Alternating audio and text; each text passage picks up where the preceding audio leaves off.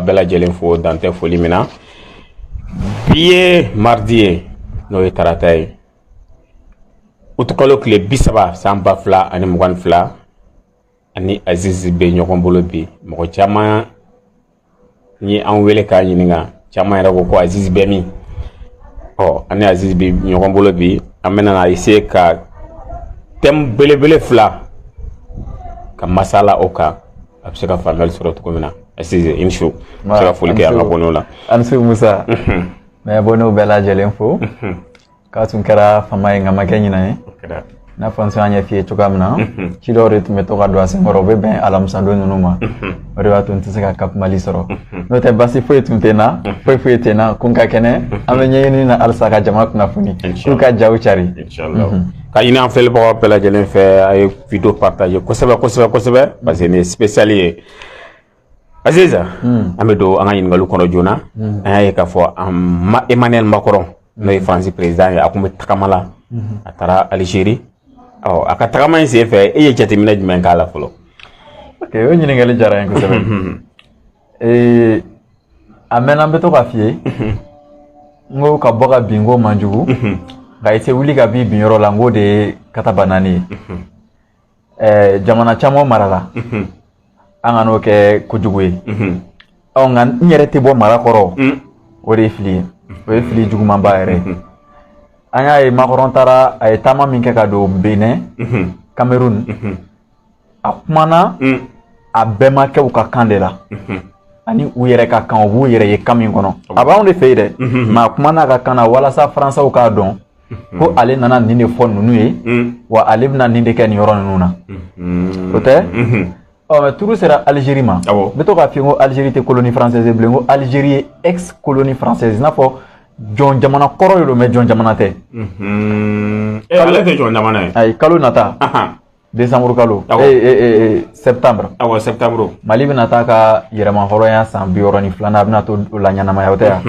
o ye laada ko de ye n'o tɛ Mali bɛ jɔnya la halisa n'o tɛ n'aw bɔra jɔnya la munna wari min bɛ jɔn jamanaw kama o yɛrɛ ye prévu ye min tɛ ci quoi wari min bɛ jɔn jamanaw kama a bɛ k'o dun transition bɛ taara san 2 la nin a ma se k'i ɲɛsin o ko ma o de la n bɛ to k'a fɔ jama ye n'a tɛ ɲɛmɔgɔ ninnu dɔgɔyali kun bɔ n k'i tɛ min dɔn i t'o dɔn de mɔgɔ tɛ fɛn min dɔn dɛ a t'a dɔn de Asimi ninnu nana u kun ti kanko kalama Asimi ninnu tun t'a dɔn u kɔni y'a ye jama bɔra IBK dɛsɛra ka jama ladon walima ka jama lakalmer u nana a kɛra coup d'état ye mais ko ni kun kelenna de b'anw na ka jamana sigi ni arayi kan o tɛ n'o tun bɛ yen u nalen dɔrɔn u tun b'o ɲɛsin a ma maintenant Macron a taalen Alger o la ne ko n ka tubabuw ka président nɛni an k'a dabila u ka drapeau jenini ne ko n k'a dabila mɔgɔ dɔw b'a kɛ k'u ka dusukasi jira mais ne ko n k'a dabila quoi an yɛrɛ de kan ka dɔn an kan ka min kɛ depuis u natɔ Algériens y'a jira diɲɛ bɛɛ la olu ye arabuw de ye wa olu b'u disi gosi n'u bɛnbakɛ u ka taasiraw ye o tɛ wa a bɛ Algérie yɛrɛ sariya kisɛ cɛ la ko Algérie ka kan k'o ye arabukan ye Macron talen Macron y'i jɔ tabali min yɛrɛ la ka kuma o sanfɛ u ye arabukan belebeleba de sɛbɛn yen a duguma hali u m'a jira Macron na ko Macron y'olu mara dɛ u ye anglais de sɛbɛn o duguma et puis Macron ni Algérie président jɔlen Macron kumana français la k'ale ye hɔrɔn jamana ye tiɲɛ don Algérie président fana kumana arabukan na k'ale fana ye hɔrɔn jamana ye a tɛ tɛmɛ nin kan o. A ma kuma français la. Ayi a ma kuma Macron ye français la dɛ mais a bɛ fɛn min mɛn français don Algérie mɔgɔ 12 de bɛ yen min ninnu bɛ français fɔ mɔgɔ 12 mais o bɛɛ n'a ta u ye baara kɛ ni u yɛrɛ ka kan ye bi n'i k'i bɛ diɲɛ farafinna bɛɛ n'i k'i bɛ jamanaw classé armée la bi Algérie bɛ a jamana 5 la Algérie b'a la. Algérie b'a la oui. I y'a ye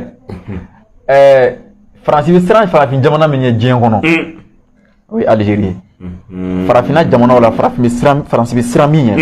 o ye Algérie taw ni mɔgɔw hakili b'a la Algériens ka général dɔ tun ye la k'i kanto Faransi ma ko Faransi ka yɛlɛma hɔrɔnya kɛtɔ filɛ nin ye k'u ka marché ko ka tasi bila kɛ ka ɲɛsin olu ka sɔrɔsiw ma Marine Le Pen y'a kuma caya mais a labanna u y'a kɛ et puis Macron nalen tila ka na Algériens hakili jigin u ka jɔnyaw ko kumaw la ka tila ka y'u la k'u kana kunu lajɛ k'u ka bi lajɛ ani ka sini lajɛ k'olu denmisɛnninw k'u kana bila u kunna i n'a fɔ ka Faransi k'u jugu ye k'u kan'olu kɛ quoi n'o de f'i ye siɲɛ dɔ la n ko n'adamaden hakili dayɛlɛ la a tɛ se ka mara bilen ko bagan i b'a kalama continent min bɛ retard la ni continent bɛɛ ye o ye continent africain o ye Afrique gunkana de farafina saraka be do continent min na ni continent bɛɛ ye o ye Afrique kalan bafule no continent min na ni continent bɛɛ o ye Afrique dunga fate yɔrɔ min na o ye Afrique et puis Afrique yɔrɔ jumɛn de fana parce que n y'a f'i ye n ko Mali ye francophone Mali bɛ baara kɛ français la mais est ce que a sɛbɛnlen no dɔ de tɛ nka ko Mali bɛ baara kɛ français la jamana constitution cour constitutionnelle yɔrɔ constitution fan bɛɛ fana tɛ a sariya kisɛ 25 na n y'o yira a fana bɛ ten i bɛ ko ɲɛɲini fo ka t'i tɛgɛ da kisɛ kan n'i y'a lajɛ Afrique yɔrɔ min kɛlen don ka Afrique fana la retardé o ye jamakulu 2 de Afrique francophone Afrique anglophone o jamakulu 2 de bɛ yen taasira t'u la Afrique Rwanda tun b'u fɛ Rwanda y'i sen b'u sen na Tanzanie y'i sen b'u sen na i m'a ye a farafina arabu jamana minnu tun bɛ yen u tun bɛ walikanw fɔ u ye walikan bila k'u yɛrɛ ka kan ta donc ko yɛrɛ fereke yɔrɔ ye min ninnu golo finnen don taasira tɛ olu de bolo hali Mali b'a la o de la n y'a f'i ye hali embargo sigilen n ko jɔn jamanaw tɛ se ka ko ɲɛnabɔ mɔgɔw y'a kɛ i n'a fɔ n bɛ ka CEDEAO tan embargo wulila i si gɛlɛyaw banna o kɔrɔ ye gɛlɛya minnu tun bɛ embargo CEDEAO kun tɛ parce que CEDEAO jamanaw tɛ ko kunna fɛnw bɛ tɛmɛ olu fɛ de ka se anw ma ɔ n'a ma se olu yɛrɛ ma dun an y'o Sénégal taw misali ye diɲɛ bɛɛ ɲɛnɛ i y'a ye donc nin kan ka nin bɛ misali mɔgɔ yɛrɛ fa misali la kan ko ni jamana ka indépendance la mɔgɔ bɛ jamana ka indépendance gulon fɛn fɛn na ni si tɛ a bɛ daminɛ kan de la parce que adamaden de bɛ indépendance ta wari tɛ indépendance ta fɔlɔ adamaden kan b'a adamaden de ko fɔ hali n'i y'a mɛn k'i bɛ kɛ militaire ye i ka kɛ in fɔlɔ kɛ maa min tɛ o bɛ se ka kɛ armée militaire ya wari n ko adamadenw de bɛ wari dilan donc ko in ye adamadenw yɛrɛ de donc n'a adamadenw yɛrɛ ma lakodɔn u ka sariya la o bɛ taa min an y'a misali filanan fana ye tuguni Iran kɔkan minisiri a bɔra Téhéran a nana n'o ye affaire étrangère ani Mali fana kɔkan minisiri ye ɲɔgɔn ye job Téhéran kɔkan minisiri kumana u ka farsi in na walasa Iraniyɛnw k'a dɔn k'a fɔ k'u ye min don a da k'a nana fɔ a m'a fɔ walasa Maliyɛnw ka faamu dɛ a y'a fɔ u ka kan na Iraniyɛnw de k'a faamu Maliyɛnw y'a dala minɛ mais kuma dira Mali kɔkan minisiri ma a kumana français la a kun ye jɔn nɛgɛ mɛn sisan Maliyɛnw yɛrɛ k'a kiiri mɔgɔ minnu ka wari misɛn bɛ kɛ ka job sara job kumana kan na olu mɔgɔw yɛrɛ t'a dɔn job ye min fɔ o de la an tɛ sɛgɛn an tɛ ɲina an bɛ Mali vidéokɛlaw fo kosɛbɛ min ninnu bɛ France min ninnu bɛ Amérique min ninnu bɛ Mali yɛrɛ kɔnɔ an b'u bɛɛ lajɛlen fɔ parce que olu de bɛ ninnu kunnafoni ninnu ta k'u yɛlɛma bamanankan na jamanaden fanba bɛ bɔ kunpan na n ye Diripa ka laseli dɔ ye musokɔrɔba dɔ tun bɛ k'a kɛ an b'a dɔn an ka bonya b'a yɔrɔ ko olu bɛ kunnafoni min bila k'o de ye lakika ye o fɔ kun tɛ maa mun sɔsɔ o la mais olu bɛ kunnafoni fanba bila kan min na jama fanba t'o kan mɛn o maintenant olu ko ko min ninnu bɛ mɔgɔ minnu bɛ yen k'u ka rumeur bɛ teliya jamana kɔnɔ o ye an bɛ se k'a fɔ o ye vidéokɛla kɔrɔlenw olu dun vidéokɛlaw bɛ kunnafoni lase kan minnu na ce n'est pas parce que o ti français mɛn mɔgɔ bɛ se k'a fɔ ko o ye bubumabɛl ninnu ti français mɛn yan fo n'i bɛ fɛ ka nkalon tigɛ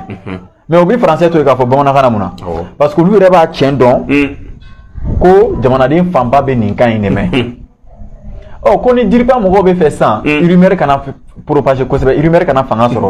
ɔ mun b'u bali ka an ka jiw ɲɛfɔ an ye tubabu an ka kanw na mun b'u bali ka kɛ i b'a ye yɛrɛ hali an ka autorités ka bamanankan fɔ u bɛ bamanankan sabute de bon u b'u k'u yɛrɛ de sabute i b'a ye de n'u bɛna discours min kalan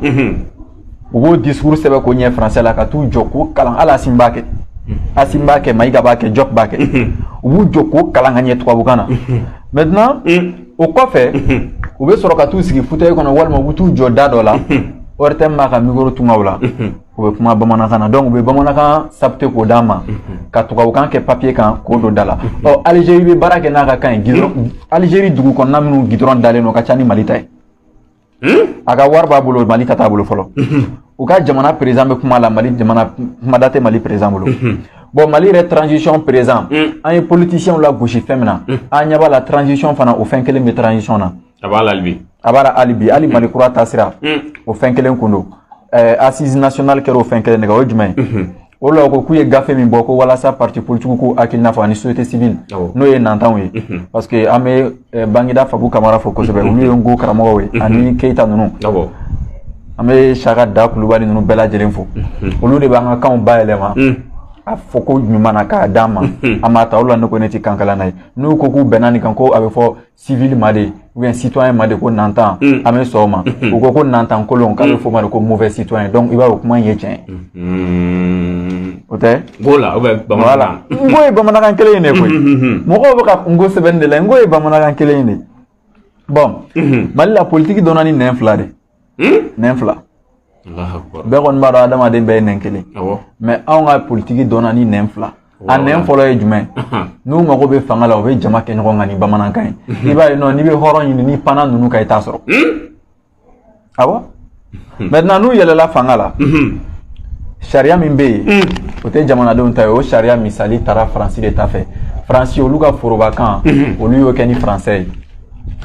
an fana yana anga forobakan do ta an France forobakan ta donc an France ga nyedi mu frata kameno kan kono dimina bo ba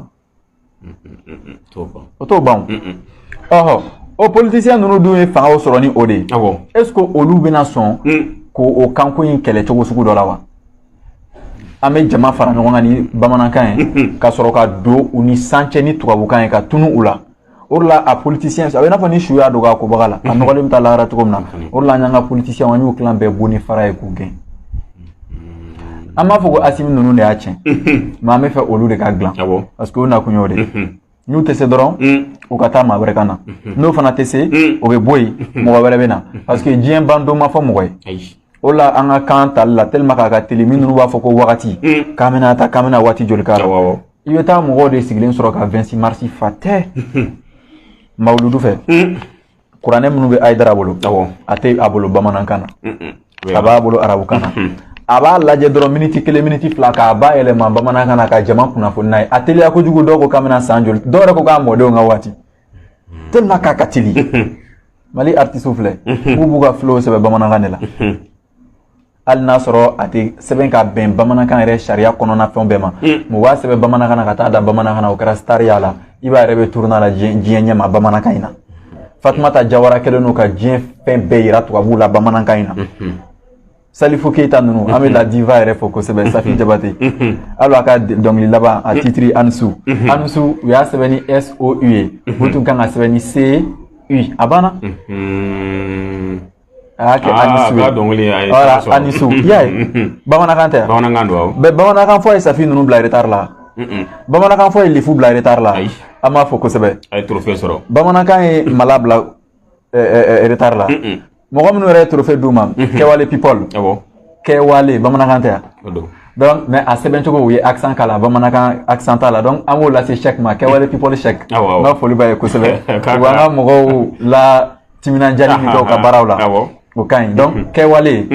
ka o ka ɲi e accent min bɛ yen nɔ ka o bɛ e de don a la 3 kɔ dolen o de ye e ye donc Kɛwale a banna o yɔrɔ dɔrɔn de problème ye et puis le min bɛ laban na accent tɛ ko e kunna quoi donc Kɛwale u ye people fara kan o ye anglais o ka ɲi o de la Algérie misali yira a bɔra a ka kan na ka taa anglais la Macron yɛrɛ y'a ye ko Macron yɛrɛ bɛ bɔ a ka kan na ka taa anglais la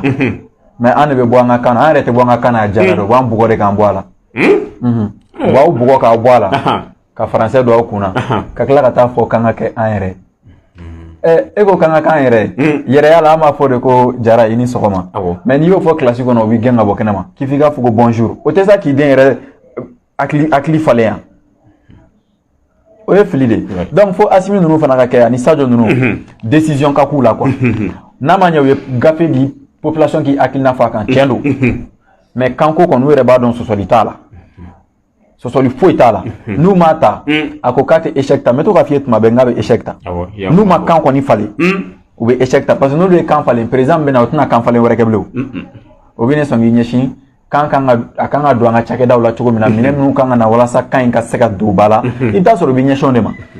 mais ni ala k'o fɔ k'o de bɛ n'a ka retard la k'an bila retard la ne t'o retard ne ma se k'o retard ma yɔrɔ de faamu quoi chinois de ye ni téléphone ninnu dilan mais ni téléphone in nalen don ni bamanankan clavier y'a kɔnɔ Google u ye bamanankan d'u ka fɛn kɔnɔ an ye française dɔ ye a bɛ mɔgɔw kalan bamanankan na faransi ka taa bamanankan kalan Russie ni ma fili ka na mɔgɔw kalan a la faransi bamanankan kalan Russie la depuis Musa ka wagati mɔgɔkɔrɔbaw y'a fɔ an ye radio Moscou o tun bɛ don kibaru lase bamanankan na mais halisa Mali yɛrɛ don kibaru o ma se ka na bamanankan na o yɛlɛma bɛ min san 62 ni ala kuma yɔrɔ bɛ min ala ti baara kɛ mɔgɔ ye o a bɛ n'a fɔ mɔgɔw kun famana ni kuma ninnu ma donc k'u ka jan ninnu cari kosɛbɛ donc Asimi ninnu k'u hakili to kanko la u jɔda ye min ye kanko la k'o kɛ i b'a dɔn n'an y'an ka kan ta hali kɔrɔnfɛ mɔgɔw kuma caman bɛ yen a bɛ dabila parce que i b'a ye Mali la mɔgɔ minnu bɛ fantanw ka ko kɛlɛ kɛ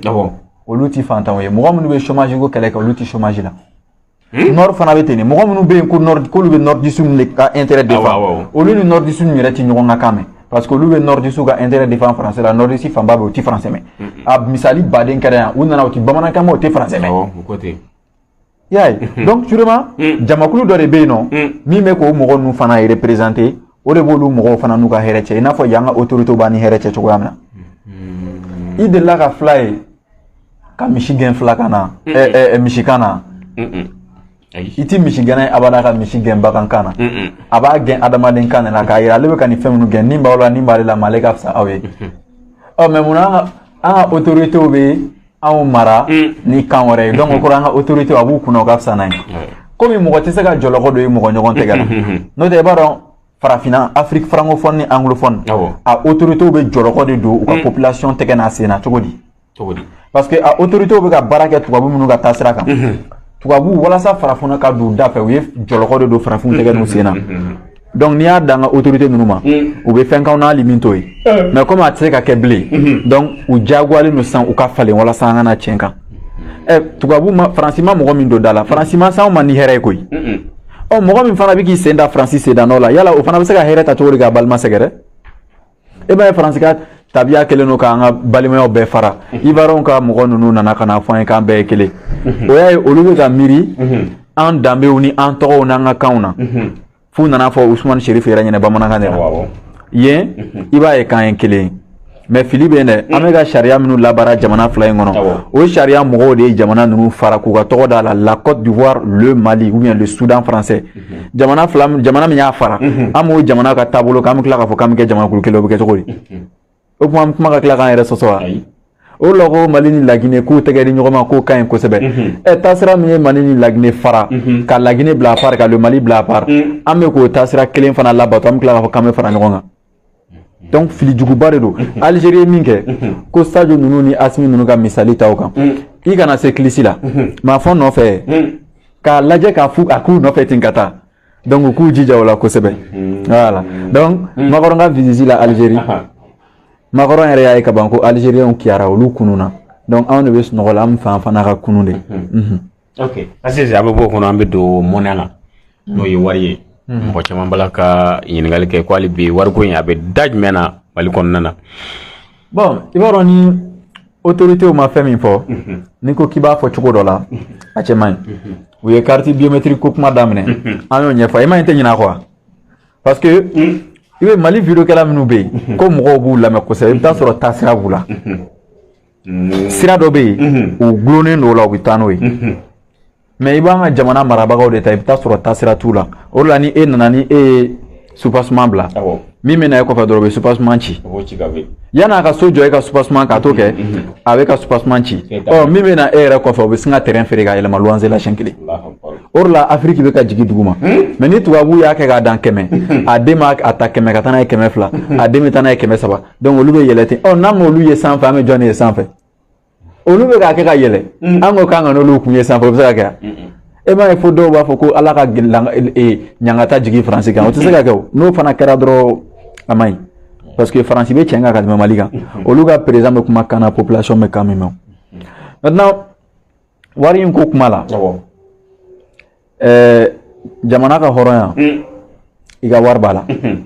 i m'a ye sanction kɛlen Mali ni Guinée ninnu kan UEMOA ka sanction a ye Guinée sɛgɛrɛ n'a ye yan parce que Guinée tɛ UEMOA la Guinée tɛ UEMOA la mais Mali b'a la hali sini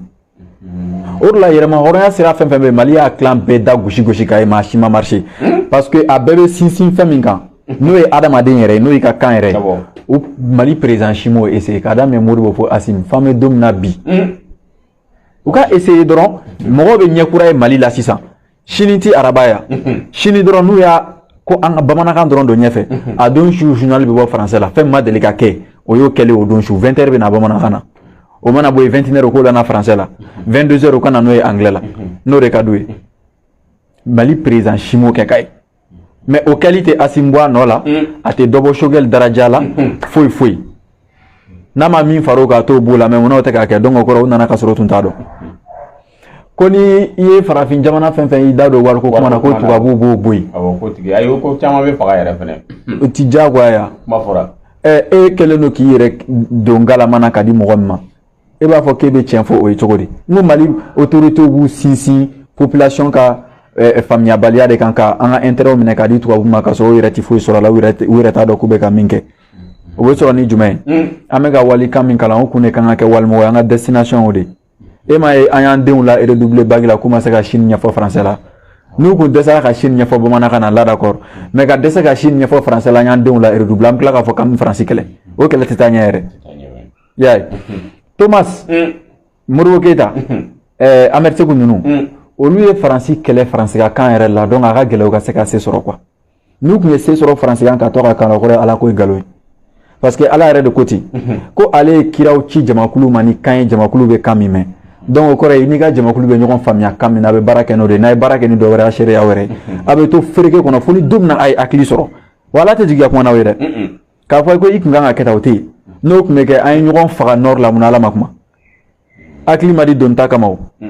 ni doni akli tigi fen kun akli ma barake o la ibon ye fereke fen na ama akli la baranye farkolo de la bara o la ma fo demisanu ñena ngu kana to ka tu folo politique akli nanu ko kosebe ko akli boga bla krefe ka tugu ko farkolo ko la ko parce que ko ke fanga bula ko dabla Algeria ka war Algeria war babulu France ko mara bora France ka mara horo Maroc France ko mara bora France ka mara horo Tunisie mo luka derme ke mabe bo anga wa mugane ma wa mugan ti 100 000 de wa mugan 20 000 de Tunisie ka dollar aka dinar tunisien o keme o be banga 20 000 de ma o gia derme kelme banga temps ani duru de ma no e 17 et quelques parce que ama bugo 10 francs ko de ko français fa temps quoi daro nam ñokon fam voilà donc ebe faka bo mo min bolo ebe ka classe kun kebo o kele ki ibo fere fo o tigi yere ka kana mais ebe bo bolo chogodi o aklima tarami donc fili juguba de be donc o wari nunu fana an ga gla an refe o te kabako koy nya fi mo jamana kono dombe olu buka war gla we refe o jamana nunu na me to ga fi mo Maroc bala Algérie bala Éthiopie bala Soudan bala Ghana Nigeria bo Congo e fly quoi Congo démocratique o re de waka o mi ko RDC o re de waka war gla Kenya ani Afrique du Sud ote oluga warbe glan wire de fi wo ka dimsanu de be bara soro ni ko ngoy ne ko kabna ka war signature fale clé flanina parce que ko war mo gombe war ko nyama ko o tigi falena donc signature kan fale nyabala bo uga waru santa be sebe ku rega jamana war bomba uranda tabetene bangi national yo uranda mais on ta sebelo no jumere BCAO parce que on manga français fa soro BCAO de jurula mais morugo ka wati faramalien mi kumbe o kume glan Yougoslovaquie akun sebelo no kan ko Mali yere war bomba donc Yougoslovaquie ta kume kan waru bié de glan adawma donc Mali yere bi jona afenga we maintenant amé min fana fo mogoy jamana do be lubu ka war dum mais o ka waru te glan fe o jamana la misalla ni Zambita Zambi ka wari o glan Allemagne Zambie Eritrea ta be glan Soudan du Sud ta be glan bon Eswatini o fana tabe glan Mauritanie o tabe glan Eritrea tu es jamana fitini de abe Éthiopie fan fait ote voilà mais e ka Eritrea la jabi we barake nu ka kande farafin nu tumbe ngo jamana dobe ani fenga be frontière la Indonésie wa wole ko Papua Guinée dobe yi kata Australie fan fait noirube mais au clan Bersera ka bo akli jonya la nu ka langude o fana ko fe jamana do bo luga warbe glan et fengala ay Angleterre bon Angleterre jamana nu ka warbe glan Angola bala Botswana bala Cap Vert bala Gambie bala Guinée bala Lesotho bala Libye Malawi Maurice Mozambique Rwanda Ouganda Sao Tomé olu ka wari bɛ dilan Angleterre donc ɲɛ b'a la dɔw b'u ta dilan u yɛrɛ fɛ parce que a ka gɛlɛn i ka arabu jamana ye k'a sen don ne m'a fɛ n ko golo finmanw de tunnen don nin bɛɛ yan an ye minnu fɔ arabu jamana min b'a ka wari dilan a yɛrɛ fɛ yen o de ka ca ni arabu ladege minnu ta bɛ dilan yɔrɔ wɛrɛ parce que a bɛ farafin kɔnɔ ale man kan tɛ ka dan arabu ladegeli ma ka taa ɲɛrɛ ale kan ka kɛ arabu yɛrɛ de ye quoi o de ye fili ye a b'an kunna an man ka dan européen ladegeli ma dɛ k'an kan ka kɛ européen yɛrɛ de e ma an ka assemblée kɔnɔ u tun b'u waso ɲɔgɔn na n'u ka français girimanw ya ka taa sɔrɔ u tun bɛ ka kan de kalan ka kan waso o ye fili juguba de donc anw bɛ développer an sun de la an bɛ développer an dancogo de la hali n'i ye yiridenw lajɛ ni yiriden gulonnen don a sun de la a bɛ développer ka ɲɛ wa n'a mɔl'o la o de e ma fɔ ko balamɔ a min mɔna b'a la mais o ye min tigɛ ka t'o bila mɔ la a bɛ mɔ sa mais a tɛ kɛ i n'a fɔ balamɔ olu ye misaliw ye diɲɛ kɔnɔ an bɛ se ka minnu yɛrɛ ta ka an lajɛ ani an ka culture i y'a ye donc wariko kuma n'i y'a kuma kɔni bɔ i da k'i to français ko in na ni français ye min k'i la i y'a san awɔ i bɛ kan de falen fɔlɔ k'i ka wari falen n'o tɛ e fɛ a man di français Algérie ka don français fa la a ka d'a ye koyi mais a ti kɛ de parce que Algérie fana ye jamana de an kɔni ti jamana ye fɔlɔ an ye jɔn de Poutine y'o de fɔ o ko n'i bɛ diɲɛ kɔnɔ kɔni n'i ti jamana ye dɔrɔn i ye jɔn de k'a ka diya mana wele cogo cogo France ka jɔn walima Angleterre ka jɔn ɲɛ b'a la donc ko in tiɲɛ dɔnnen don constitution kura dilanni min bɛ yen maître Konare b'a la an y'a ka kumaw mɛn bamanankan na an y'a mɛn français la donc k'u k'an ka kan don constitution na hali n'an taara suguba kɔnɔ ka vote kɛ ko ka kan min ta bɛɛ b'a dɔn kan min bɛ ta donc u ka ko munumunuli sugu dɔ bɛ ko dabila Umu Jara Jɛma an b'u fɔ kosɛbɛ u ka ladilikanw na wa a y'a ladilikanw bɛɛ fɔ mɔgɔw ye bamanankan de la mɔgɔw y'a mɛn donc n'a fɔra k'a bɛ constitution dilanni ko la donc k'u fana k'u hakili to u yɛrɛ ka kunnafoni dicogo yɛrɛ la i y'a ye donc kan de bɛ adamaden hakili labalo k'a bonya dumuni bɛ farikolo bonya o de la n y'a fɔ n ko u b'a fɔ ko kɔngɔ bɛ yen n ko tiɲɛ don n ko mais n ko kɔnɔbara tɛ dun ka fa fɛɛrɛ tigɛ dɛ hakili de bɛ dun ka fa fɛɛrɛ tigɛ donc an kana ɲina hakili kɔ voilà Asise an ka min ninnu wari kɔni ale bɛ garanti ni fɛn dɔ de ye min ninnu yɛrɛ problème b'a anw dala yan fɔlɔ est ce que an bɛna na se ka wari in garanti an bɛ ka wari ko kuma min fɔ an bɛna se ka garanti anw fɛ ka ɲɛ ka tila ka bugun parce que n'a wari a valeur bɛ dépend fɛnɛ garanti fɛnɛ de la ne ma fili bon i b'a dɔn misali la n'i ye Gana ta Gana ka wari tɛ sidi ya n ko Gana ka dɛrɛmɛ kelen bɛ ban ka 125 de ma 125 francs u yɛrɛ b'a garanti ni mun ye u yɛrɛ ka dugu jukɔrɔ nafolo tɛ yan Mali ka indépendance ka kɔrɔ ni Kuwait ta ye Kuwait a ka indépendance ka kɔrɔ ni Algérie ta ye ni san 2 a ka kɔrɔ ni Emirati ta ye ni san 10 dɔɔni a ka kɔrɔ ni Singapour ta ye ni san 5 ye a ka kɔrɔ ni Kuwait ta ye ni san 1 Kuwait ye ni Mali ye u tɛgɛ nɔ bila sɛbɛn dɔ la wa a bɛɛ bɛ piyako de ko fɔ wari Kuwait de ka wari bɛ i n'a fɔ o de ka girin ni diɲɛ wari bɛɛ jɔn b'a garanti ka d'u ma u yɛrɛ ta n'i ye sanu hakɛya min bila i ka wari kunkɔrɔ a bɛ girinya n'o de ye mais an ka sanu parce que i b'a ye n y'a f'i ye n ko farafinna de b'a ye jurufilen da ka gɛlɛn ni kɔlɔn n'a ji ye quoi tubabuw bɛ n'u ka sanu bɔ minɛnw u bɛ n'o de prix gɛlɛya anw bolo k'o don da la k'a yira n'o i n'a fɔ o yɛrɛ ka fisa ni sanu ye ni sanu tɛ yɔrɔ min na sanu bɔ minɛn bɛ taa yan fo afirikɛnw de k'o faamuya i ɲɛ b'a la o de la n'a fɔra k'an ka kan yɛrɛ a kuma ka ca dɛ Botswana filɛ nin u ka wari fana bɛ farafinna wari girimanw la Tunisie ka wari bɛ farafinna wari girimanw la sanu min bɛ Mali kɔnɔ a tɛ Botswana a tɛ Tunisie parce que Mali de ye jamana sabanan ye sanu na Sud-Afrique ni Ghana kɔfɛ u y'o de fɔ an ye sɛbɛnfuraw la donc an b'o de ta an bɛ kuma n'o de n'o ye tiɲɛ ye ko sanu de bɛ kɛ ka wari garanti mais mun na Tunisie ka wari bɛ girinya n'anw ta ye Birune ye indépendance ta 84 a ka wari ka girin n'an ta ye Timor-Leste y'a ta 2002 o ka wari ka girin n'anw ta ye bon fini ninnu kunnafoni ma fɔ k'a dayɛlɛ jama k'a faamuya a bɛ k'an kɔnɔ ko n'an ka wari ta k'a bɛna kɛ Laginɛ ta ɲɔgɔnna de Laginɛ bɛ jɔnya la hali sini o dɔw ko Laginɛ bɔra jɔnya la dɛ Laginɛ bɛ jɔnya la hali sini Dumuyakɛ bɛ kumakan jumɛn na et puis franc guinéen de b'olu bolo n ko franc ye français ninnu bɛnbakɛw tɔgɔ de e bi wali bɛnbakɛw tɔgɔ kɛ k'i ka wari jansa cogo di o tuma bɛnbakɛ t'anw na o de la n k'u ka kan Sunjata u ka Sunjata yɛrɛ tɔgɔ bɔ Kati kan in kan n'a ka ni kuma diyara n da u k'a bɔ a kan a bɛ fɛ ka Sunjata publier Sunjata kun bɛ Manden mara ni kan min ye Manden denmisɛnnin fitinin kun b'o de mɛn ou bien mais quand Sunjata yɛrɛ colonel bɛ kuma kan min na colonel yɛrɛ ka denw yɛrɛ t'o mɛn aw bɛ se cogo di ne t'a ka mɔgɔ ne t'a faamuya ne t'a dɔn an ka miliyɔnw bɛ ta cogo min kɔni na n'a kɔni fɔ ka taa tiɲɛ kan